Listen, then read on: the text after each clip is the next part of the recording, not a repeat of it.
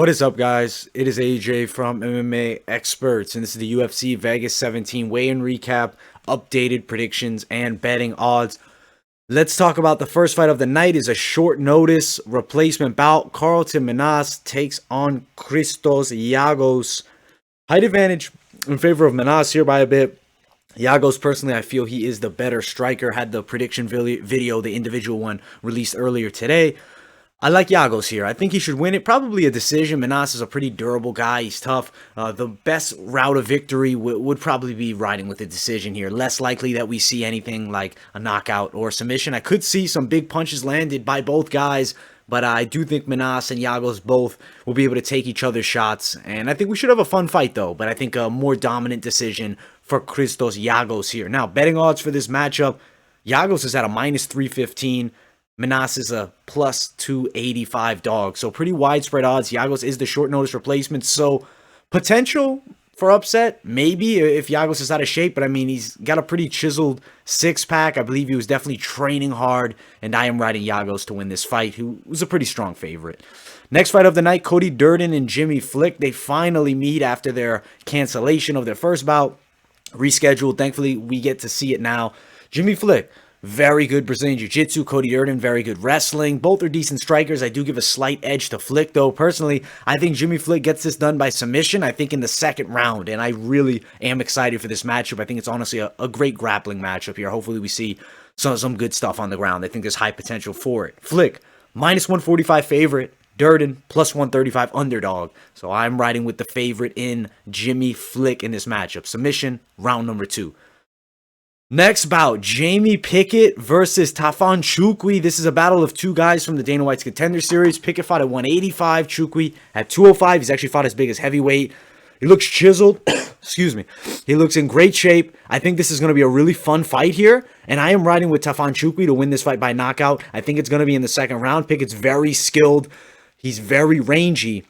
But Chuukwu will close the distance, and I think he lands a very powerful punch and knocks out Jamie Pickett. Could potentially see a kick here, but definitely less likely we see a head kick knockout for Chuukwu in this matchup like we did on his Contender Series fight. Now, the betting odds here are pretty widespread, with Chuukwu at a minus 305, Pickett at a plus 275.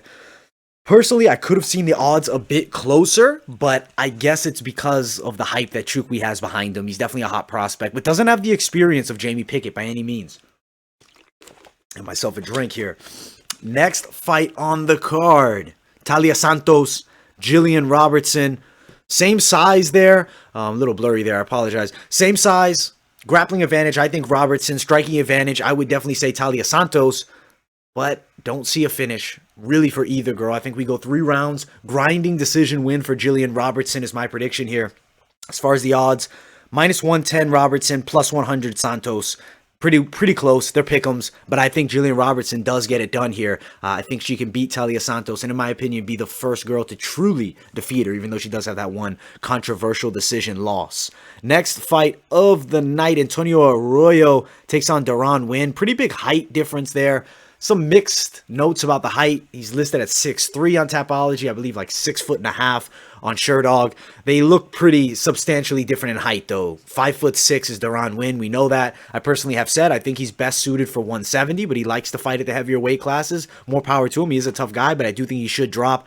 I think Arroyo's going to use his striking. He's got good kicks, long legs. He's going to win here by a decision, but he does need to fend off a lot of takedown attacks from Wynn, who's an excellent wrestler. But I am riding with Antonio Arroyo to win this fight by a decision in this matchup. Won't be easy. Wynn does not let you look good. Oh, let me quickly get the odds for this fight. Don't want to miss them.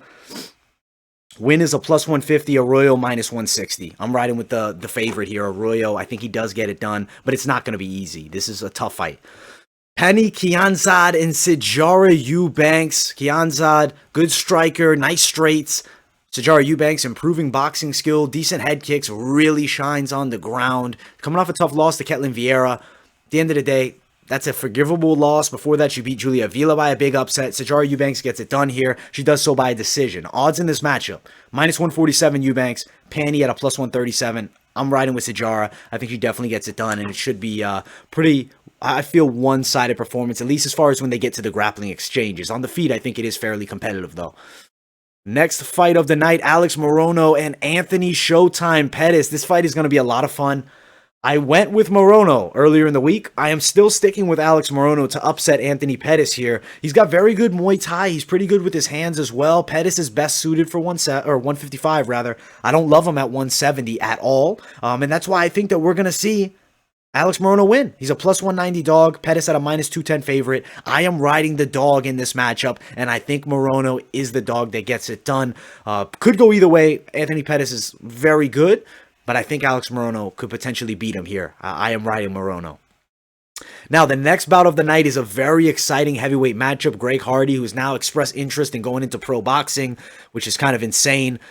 Height difference is really not substantial here. They look about the same height. Maybe one of them has shoes on, one of them doesn't. I thought Greg Hardy would be a bit taller. Good grappler. Brazilian Jiu-Jitsu black belt is Taiba. Very good on the ground. Okay with his striking. Greg Hardy, developing prospect, raw talent, showed better grappling in his last fight. Knockout power, most definitely. And he's training under Rashad Evans. I really like that Rashad is training him. I think that that's a good dynamic. I think that we're going to see Greg Hardy win here. It's not going to be easy, but I do think Greg Hardy can knock out Marcin Tybura in the second round. Now, there is a chance that we see Tybura get this fight to the mat and work very good ground game. If you're going to probably throw money on one of the dogs of the night, Marcin Tybura at a plus 102 is not bad. I think it's a pick'ems fight. I'm not saying run out and bet on Greg Hardy because I really think on the ground there is a difference, but I think Hardy could be athletic and strong enough to fend off the takedowns, keep it on the feet, and land his knockout punches. I'm riding Hardy, but it's not the most confident pick of all time, but I do think there's definitely possibility for him to win here. Rob Font versus Marlon Moraes. This fight is going to be excellent. Both are awesome strikers. Not much of a height difference here. I expected to see a bit more once they face off. I know the reach advantage is in favor of Font by a bit. I think Marlon Moraes puts on a very good show here. I'm thinking a unanimous decision win. Could also see a second round knockout here. I think it's going to be a striking battle. I think they're going to go back and forth. Rob Font does have some good boxing. He's a good striker, but I think Marlon Moraes is just more dynamic, more explosive, and his kicking game is definitely more advanced than Rob Font's, and I am riding Marlon Moraes to win this fight. He's sitting at a minus 142 favorite to Rob Font at the plus 132 dog. I like the favorite in Marlon here. I think he gets it done. I think he's had enough time to recover from the tough loss. Potentially could be wrong here, but I think he should beat Rob Font. I really do. Next fight of the night, Chaos Williams, Michel Pereira. Some people are saying Chaos Williams is just hype. Michel Pereira, guy that's been in there, has taken some losses, but has some good wins as well. Very entertaining. Both are dynamic strikers. Michel Pereira is probably one of the craziest strikers in UFC history. Does things that nobody does.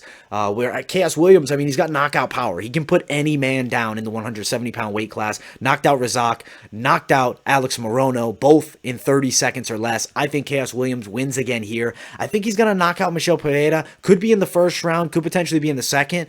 If Williams doesn't land the knockout, how will he react? I guess we're going to see, but I think that he'll be just fine. And I think he knocks out Michel Pereira here with his hands. He's very dangerous with his punches. Michel Pereira is very skilled, excellent striker as well, but I am riding Chaos Williams. As far as the betting odds for this matchup, Williams is a plus 105 dog, Pereira at the minus 115. I like the dog Chaos Williams here. I am riding with him by a knockout victory. Now, what a co-main event. Marlon Chito Vera and Jose Aldo Jr. Aldo comes in great shape. Vera in great shape. Both are excellent bantamweights. Aldo really looks better at bantamweight than I ever would have expected him to as far as his physique, as far as his performances. I thought he was going to be a dead man in the cage, but he has not been. He's been competitive and he's been good. But Marlon Vera is no slouch at bantamweight. He's very good. He's skilled with his hands. He's got very good Muay Thai, destructive leg kicks, the low calf kicks. He beat Sean O'Malley in his last fight. Granted, Sean O'Malley's not a top contender, but he is a hot prospect. I think it's going to be really close and competitive, but I think Marlon Vera beats Jose Aldo. I think he does so by a decision. I could be crazy, but I think that he's going to beat Jose. Aldo is older now. He's not the same fighter that he once was. His style has changed a bit, and that's why I think Marlon Vera is going to beat him and get his signature victory, definitely. Vera's at a plus 132, Aldo at a minus 142. I'm riding with the dog in this matchup. Now, the next fight of the night, Jeff Neal takes on Stephen Wonderboy Thompson, the main event. Excellent shape. Both men come in, of course, as expected. Height difference, though, for Wonderboy Thompson, which is going to play a factor. The leg length could be a big problem from the outside for Geoff Neal. He needs to close distance and be very technical and smart about his attack. I believe Geoff Neal could be, and I think he should be. But Wonderboy Thompson is no easy test for anybody. He beat Jorge Masvidal, and he's beat numerous names inside of the UFC's welterweight division, has fought for the belt numerous times. I think that we're going to see Geoff Neal potentially win by a TKO, but I could also see Stephen Thompson win it. It's a true pick'em. I'm saying skip the bet on this fight. I rode with Geoff Neal earlier in the week.